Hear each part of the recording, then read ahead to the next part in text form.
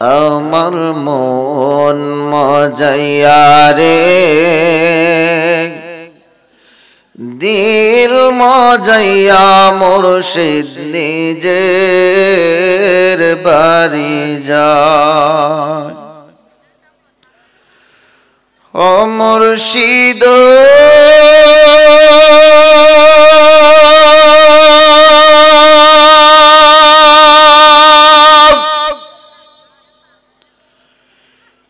একে আমার ভাঙা ঘর, তার উপরে নারে চাঁদ, কখন জানি এই ঘর ভাঙা পারে রে।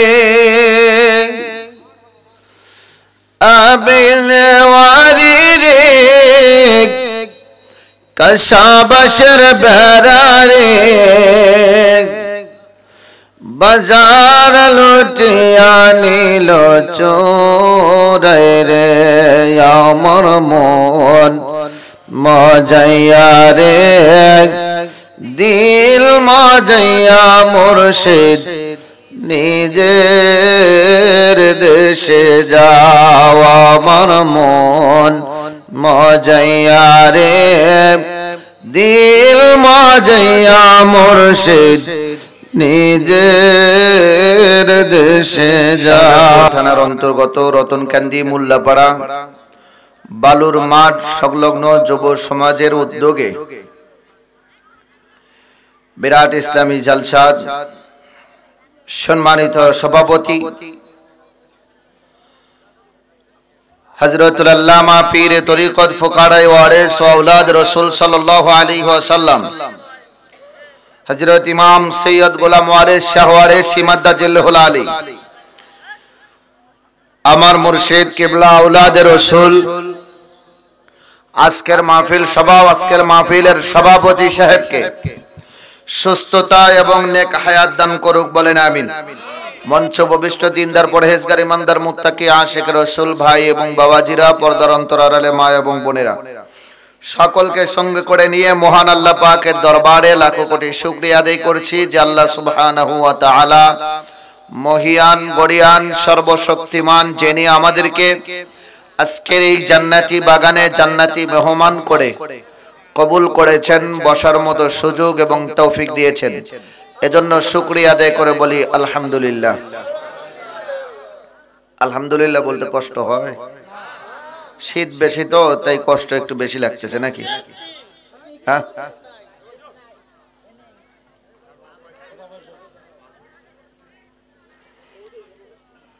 জবানটা খুলে একটু আওয়াজ দিয়ে বলেন আলহামদুলিল্লাহ। দয়াল নবীজির প্রতি দরুদ ও সালাম পেশ করি, সকলে পড়ি সাল্লাল্লাহু আলাইহি ওয়াসাল্লাম। সম্মানিত হাজিরিন, যুবকদের উদ্যোগে মাহফিল, এই মাহফিলে আমাদের লাভ আছে না? সবাই বলেন লাভ আছে না? লাভ আছে। এই মাহফিল আমাদের জন্য নাজাতের জড়িয়া হতে পারে। এই মাহফিলে আজকে যারা আমরা বসেছি, একজনের সাথে আর একজনের কোনো শত্রুতাই আছে? কথা বলেন, শত্রুতাই আছে? কোনো শত্রুতাই নাই। আমরা সবাই ভাই ভাই। কি বলেন? আমরা সবাই ভাই ভাই। বাহিরে হতে পারে একজন আওয়ামী লীগ, একজন বিএমপি, একজন জাতীয় পার্টি, একজন জামাত, বিভিন্ন দলের থাকতে পারে নাকি? কিন্তু এখানে আমরা সবাই এক, ঠিক কিনা? এই চাচা উঠলো কে? বুঝলাম না, ও আসবে না, যা। ওঠার চিন্তা ভাবনা করলে জরিমানা। তাই তো, উঠলেই বিপদ। এই মাহফিলে শুরুতেই কিছু কথা বলা দরকার। আমরা মাহফিলে যাই, মাহফিলে বসি, ওয়াজ শুনি, আলেমদের মুখ থেকে ওয়াজ শুনে খুব সুন্দর সুন্দর ওয়াজ শুনি, কিন্তু প্রতিদিন ওয়াজ শুনতেছি, আমলের বেলায় ফাঁকা, তাই না? আমলের দিক থেকে কমজোরি। এর পিছনে কারণ হলো এই যে মাহফিলে আসছি, এটা ভালো কাজ, যেমন আমাদের উপরে দায়িত্ব ছিল, ফরজ ছিল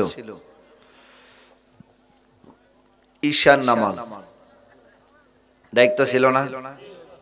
ফরজ, ফরজে আইন পড়তেই হবে। যদি নামাজ পড়ে মাহফিলে এসে বসতাম, ওযু অবস্থায় যেটা শুনতাম ওইটাই হৃদয়ের ভিতরে গেঁথে রাখতে পারতাম, কিন্তু নামাজ তো পড়েই না। এরপরে ওযু ছাড়া মাহফিলে এসে বসি, বসেন, সমস্যা নাই, কিন্তু আমি বলছি হলো তাসির হচ্ছে না, কথাগুলো আমরা হৃদয়ে আটকাইতে পারছি না। এর কারণ একটাই, সেটা হলো যে আমরা ওযু ছাড়া নাম এই মাহফিলে বসি। আচ্ছা বলেন তো, ওযু ছাড়া কোরআন শরীফ স্পর্শ করা যায়? হ্যাঁ, কোরআন শরীফ পড়া যায়? পড়া যায়, কোরআন শরীফ পড়া যায়, ওযু না থাকলেও মুখস্থ পড়া যায়, মুখস্থ থাকলে পড়া যায়, কিন্তু স্পর্শ করা যায় না। দরুদ শরীফ যদি পড়তে যাই, ওযু ছাড়া কি পড়া যাবে? কথা কয় না, বুঝে কয়।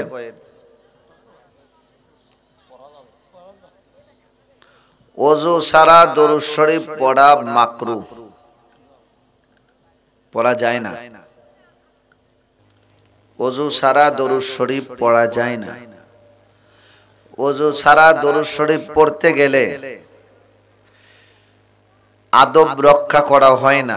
আদবের সাথে আলামিনকে আল্লাহ পাক রব্বুল আলামিন ডেকে বলেন, বন্ধু আপনাকে আমি হাউজে কাউসার দিয়েছি, ও বন্ধু আপনাকে আমি হাউজে কাউসারের মালিক বানাইছি, জান্নাতের মালিক বানাইছি।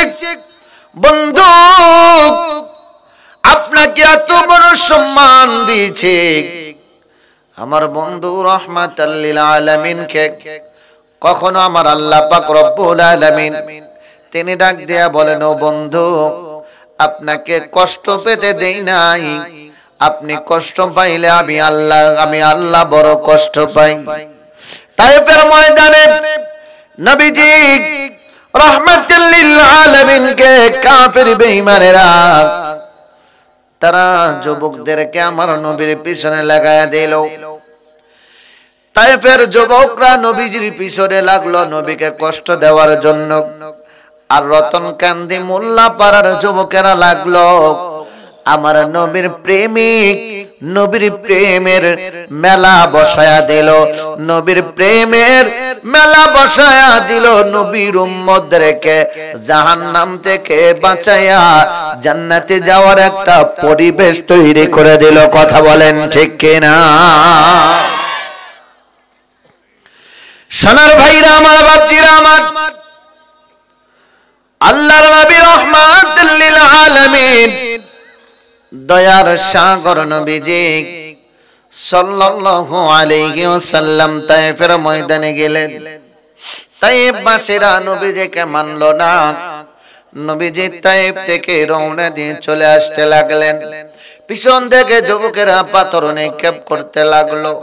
আমার নবী রাহমাতুল লিল আলামিন দয়ার সাগর কামলিওয়ালা নবীজি শরীরের মধ্যে পাথরের আঘাতে আঘাতে নবীজির রক্ত বের হতে লাগলো। আমার নবীজির শরীর থেকে রক্ত বের হয়। হযরত যায়েদ বিন হারিসা রাদিয়াল্লাহু তাআলা আনহু তিনার শরীরটা ঝাঁঝরা হয়ে যায়। নবী আমার ডেকে বলে, যায়েদ রে তুমি এমন করে দৌড়াদৌড়ি করো কেন? একবার ডান দিকে যাও, একবার বাম দিকে যাও, একবার সামনে যাও, একবার পিছনে যাও। যাই দেখ ও যাই, তুমি এমন করে দৌড়াদৌড়ি করো কারণটা কি বলো? যাই দেখে বলে, ইয়া রাসূলুল্লাহ, ইয়া হাবিবাল্লাহ, নবীজি, কাফের বেঈমানেরা তারা যখন তায়েফবাসীরা যখন পাথর নিক্ষেপ করে আপনি নবীজিকে লক্ষ্য করে, ও নবী, আমি যায়েদ বিন হারেসা লক্ষ্য করে দেখি যেই মুহূর্তে ডান দিক থেকে পাথর আসে, আমি যায়েদ ডান দিকে দৌড়াইয়া চলে যাই, পাথরগুলো থামায়া দেই। আবার যখন পিছন দিক থেকে আসে পাথর, এই পাথরগুলো আমি সামনে আবার পিছনের দিকে দৌড়াইয়া যাইয়া পাথরগুলো থামায়া দেই। নবী গো, যখন বাম দিক থেকে আসে তখন আমি বাম দিকে দৌড়াইয়া যাই। এভাবে যেদিক থেকে পাথর আসতে লাগে আমি সেই দিকে দৌড়াইয়া চলে যাই। আমার নবী লক্ষ্য করে দেখে হযরতে যায়েদের এক পাশ থেকে পাথরমা লাগলে অপর পাশ দিয়ে বের হয়ে যায়, শরীরের চামড়া গোশতগুলো খসে খসে পড়তেছে, বুকের কামানের হাড় পর্যন্ত দেখা যাইতেছে। আল্লাহর নবী রহমাতাল লিল আলামিন, দয়ার সাগর নবীজি, কামলিওয়ালা নবী আমার রহমাতাল লিল আলামিনের শরীর মুবারকে যখন পাথর লাগে, যেই নবীজির শরীরের মধ্যে পোকা মাকড় মাছি পড়া হারাম ছিল, মাছি পর্যন্ত আমার নবীজির শরীরে পড়তো না, মশা পর্যন্ত আমার নবীজির শরীরে বসতো না। পৃথিবীর সকল সৃষ্টি আমার নবীজিকে সম্মান করলো, আমার নবীজিকে সম্মান জানাইলো। আমার নবী রহমাতাল লিল আলামিন, দয়ার সাগর নবীজি হযরত আবু বকর সিদ্দিক রাদিয়াল্লাহু তাআলা কে সঙ্গে করে নিয়ে যায়। মরুর প্রান্তরে যাইয়া নবীজি ক্লান্ত হয়ে যায়। আমার নবী রহমাতাল লিল আলামিন ডেকে বলে, আবু বকর, ক্লান্ত হয়ে গেছি, পানির তো পিপাসা লেগে গেছে, এখানে কি কোনো পানির ব্যবস্থা আছে? হযরতে আবু বকর সিদ্দিক রাদিয়াল্লাহু তাআলা আনহু ডেকে বলে, আল্লাহর নবী গো, ইয়া রাসূলুল্লাহ, ইয়া হাবিবাল্লাহ, মায়ের নবীজি, এখানে তো পানির কোনো ব্যবস্থা নাই, তবে দয়ার নবী গো, ও নবীজি, ও রহমাতাল লিল আলামিন, এই মরুর প্রান্তরে পানি পাওয়া যাবে না, এখানে পানির কোনো ব্যবস্থা হবে না। আল্লাহর নবী বলেন, আবু বকর, দেখো তো দূরে কোন জায়গায় দেখা যায় কিনা রাখালেরা ছাগল বা উট দুম্বা এগুলো চড়াইতে নিয়ে আসছে কিনা, এগুলো খাওয়ানোর জন্য নিয়ে আসছে কিনা। আমার নবী রহমাতাল লিল আলামিন, দয়ার সাগর নবীজি, দু জাহানের বাদশাহ নবী আমার বলতে দেরি আবু বকর সিদ্দিক রাদিয়াল্লাহু তাআলা আনহু ডাক দিয়া বলে, নবী গো, ওই যে দেখা যায় একটু দূরে একটা ছাগল, একটা রাখাল তার কিছু ছাগল নিয়ে ওখানে খাওয়াইতেছে। আল্লাহর নবী রহমাতাল লিল আলামিন বলেন, আবু বকর, চলো যাই যাই, আমরা ওখানে চলে যাই। আল্লাহর নবী রহমাতাল লিল আলামিন, দয়ার সাগর নবীজি সহ আবু বকর সিদ্দিক রাদিয়াল্লাহু তাআলা আনহু রওনা দিলেন। দুইজন আমার নবীজি এবং আবু বকর দুইজন যাইতেছে। যাইতে যাইতে যাইতে যাইতে ওই রাখালের কাছে যাইয়া ডাক দেয়, রাখাল রে, তুমি কে? তোমার পরিচয় কে? ও রাখাল, তোমার নাম কি বলো? রাখাল বলে, হুজুর, আমার নাম আব্দুল্লাহ ইবনে মাসউদ। হযরতে আব্দুল্লাহ ইবনে মাসউদ রাদিয়াল্লাহু তাআলা আনহু নামটা এত সুন্দর করে বলে দিলেন। আল্লাহর নবী রহমাতাল লিল আলামিন বলেন, আব্দুল্লাহ রে, এ বাবা রাখাল, তোমার কাছে তো এতগুলো ছাগল আছে, এই ছাগলের মধ্যে থেকে আমারে একটু দুধ দাও, কারণ এই ছাগলের মধ্যে অনেক ছাগলই তো দেখতেছি দুধ দেওয়ার উপযুক্ত, এই ছাগলগুলোর মধ্যে থেকে একটু দুধ দিবা। আমি নবী রহমাতাল লিল আলামিন এবং আবু বকর দুইজন মিলে একটু দুধ পান করে আমাদের ক্ষুধা নিবারণ করব। জোরে কোন মারহাবা, আরো জোরে কোন মারহাবা। আল্লাহর নবী নূরের নবী গো আপনি নবী আমার জীবনের জীবন আল্লাহর নবী দয়াল নবী গো আপনি নবী আমার জীবনের জীবন আপনি নবী আমার জীবন সাথী অন্ধকার কবরের বাতি আপনি নবী আমার জীবনের জীবন দেখিয়া আপনার মাঝে যা ধন্য হইল খাদিজা দেখিয়া আপনার মাঝে যা ভাগ্যবতী হয় খাদিজা জীবন যৌবন করিলেন অর্পণ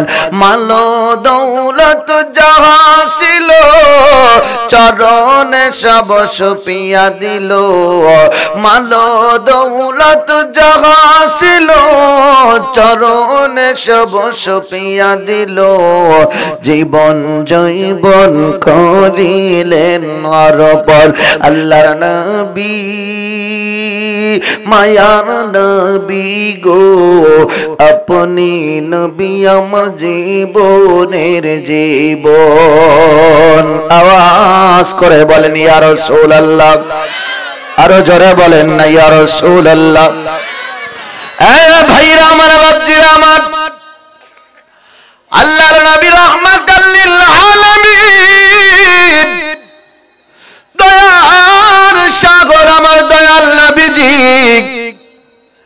রাখাল কি ডাক দেয়া বলে রাখাল রে একটু দুধের ব্যবস্থা করে দাও যেই নবী আল্লাহর কাছে চাইলে আল্লাহ দিতে দেরি করে না ঠিক কি না আমার নবী এমন নবী যেই নবী আসমানের দিকে তাকায় হাতটা উপরের দিকে দিয়েছে সাহাবারা জিজ্ঞাসা করে হুজুর হাত উপরে দিলেন কেন কি নাড়াচাড়া করলেন নবী আমার বলে সাহাবীরা রে আমি আসমানের দিকে তাকায়া দেখি জান্নাতের ভিতরে আঙ্গুর ফলের বাগান দেখা যায় আরো জোরে এই সাহাবীরা আমি আসমানের দিকে তাকায়া জান্নাতের ভিতরে আঙ্গুর ফলের বাগান দেখে ওই বাগানের মধ্যে আঙ্গুর ফলের আঙ্গুরের ঝোপাগুলো কত সুন্দরভাবে ধরে আছে আমি নবী রাহমাতাল লিল আলামিন আঙ্গুরের ঝোপা নেওয়ার জন্য হাতটা বাড়া দিয়েছি আঙ্গুরের ঝোপাগুলো নাড়াচাড়া করে কত মজা লাগে নাড়াচাড়া করতে এত মজা খাইতে আরো কত মজা সাহাবীরা ওই আঙ্গুর ফলের একটা ঝোপা আঙ্গুর যদি আনতাম তোমরা কিয়ামত পর্যন্ত খাইতে তবুও শেষ হইতো না যেই নবী এই জমিন থেকে আসমান পর্যন্ত দেখতে পায় যেই নবী জান্নাতের আঙ্গুর ফলগুলো নাড়াচাড়া করতে পারে ওই নবীর হাত কি ছোট হাত আরো জোরে ওই নবী যেই নবী হাত দিয়ে আঙ্গুর ফল নাড়াচাড়া করে জান্নাতের ওই নবী চাইলে কি জান্নাতি খাবার আসতে দেরি হবে কথা কয় না ঈসা নবী কয় আল্লাহ জান্নাতি খাবার দাও আসমান থেকে খাদ্য পাঠাও মুসা কয় আল্লাহ আসমান থেকে খাদ্য পাঠাও আর কাজকর্ম করব না কষ্ট হচ্ছে হযরত মুসা আলাইহিস সালাতু ওয়াস সালাম বলেন আল্লাহ আমার উম্মতেরা কাজকর্ম করতে পারবে না আসমান থেকে খাদ্য পাঠায় দেন আল্লাহ কয় দিলাম মান্না ওয়াস সালওয়া শুনছেন আমার আল্লাহ কয় বন্ধু আসসালামু আলাইকা আইয়ুহান নবী সালাম দিলেন কে আরো জোরে কাকে দিলেন আল্লাহ দেয় নবীকে। আমার আল্লাহ পাক রব্বুল আলামিন নবীজিকে সালাম দিলেন, আর নবীজি বলেন আমাকে দিলেন আমি রাখলাম না, আমার এই সালামটা আপনার দেওয়া হাদিয়াটা আমি আমার উম্মতের মাঝে দিয়ে দিলাম। আসসালামু আলাইনা ওয়া আলা ইবাদিল্লাহিস সালিহিন।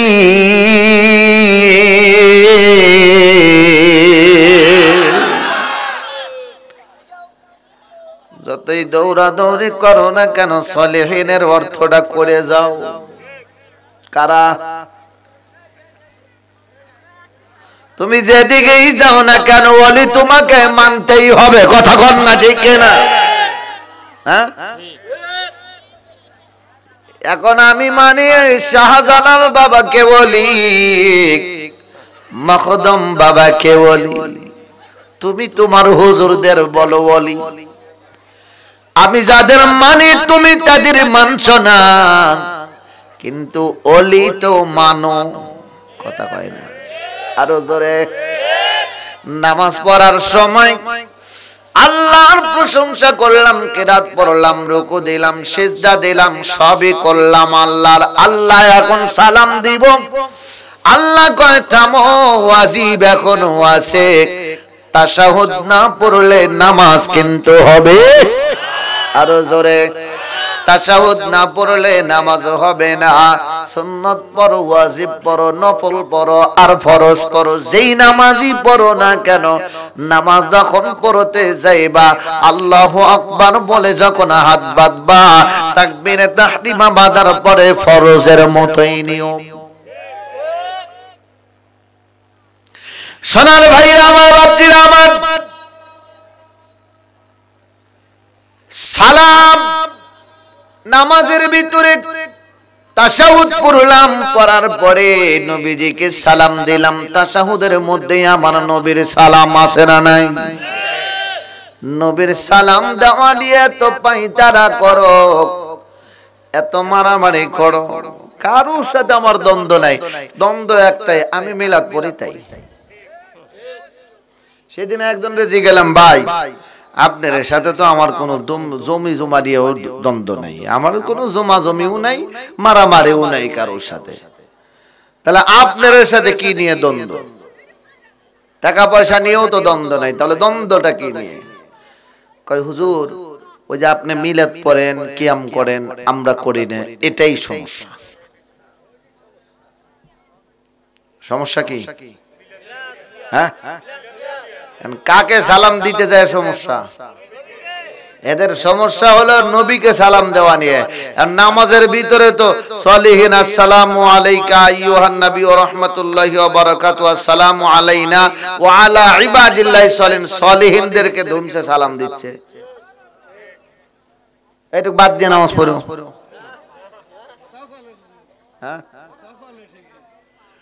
ওইটুক বাদ দিও।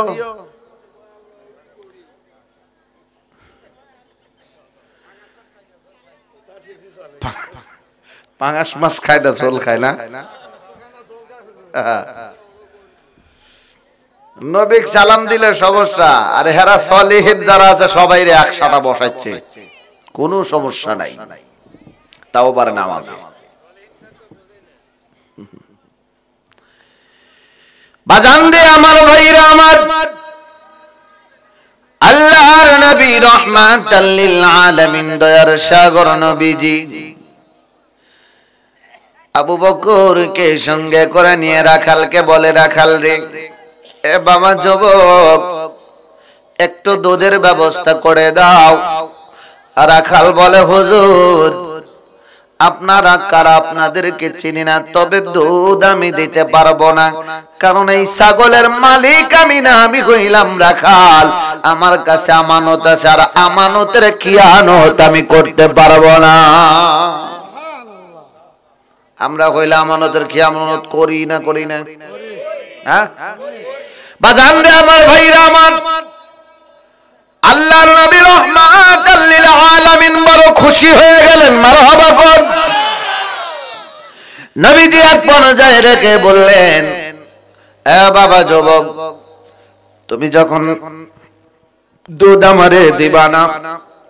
তাহলে শোনো, তোমার যে ছাগলগুলো আছে এই ছাগলগুলোর মধ্যে থেকে সবচাইতে ছোট বাচ্চা ছাগল যেটা, এই ছাগলটার মধ্য থেকে একটা ছাগল আমারে দিবা। যে এই ছাগলটা বাচ্চা হয় নাই, বাচ্চা হওয়ার মতো এখনো বয়স হয় নাই, দুধ দেওয়ার মতো সময় হয় নাই, এমন একটা ছাগল দাও যেই ছাগল থেকে আমি দুধ দহন করে নিব। এটাই তো তোমার কোনো আপত্তি থাকবে না? রাখাল ডাক দিয়া বলে, না, যদি এমনটা হয় তাহলে আপনি খাবেন, সমস্যা নাই, আপনার তো এটা তো আর এটার মালিক তো আর আমি রইলাম না। আল্লাহর নবী ছোট্ট একটা ছাগল চাইলেন। এই যুবকটা আরো একটু চালাকি করলেন, ঠিক আছে দেখা যাক, সব চাইতে ছোট যেই ছাগল, এই ছাগলটারে নিয়ে নবীজির কাছে দিলেন। আমার নবীজি রহমাতাল লিল আলামিন, দয়ার সাগর নবীজি ছাগলের মাথায় হাতটা বুলায়া দিলেন। ছাগলটা আসমানের দিকে তাকায়া ডাক দিয়া বলে, মালিক, ও মালিক, তোমার কাছে ফরিয়াদ জানাই, রহমাতাল লিল আলামিন রে তো যুবকটা চেনে নাই, কিন্তু আমি ছাগল তো নবীজিরে চিনি। আল্লাহ, আমারে শক্তি দাও, ক্ষমতা দাও, আমার শরীর থেকে আমার স্তনে দুধ এনে দাও, আমার দয়াল নবী আমার স্তন থেকে দুধ দহন করে পান করতে পারবে।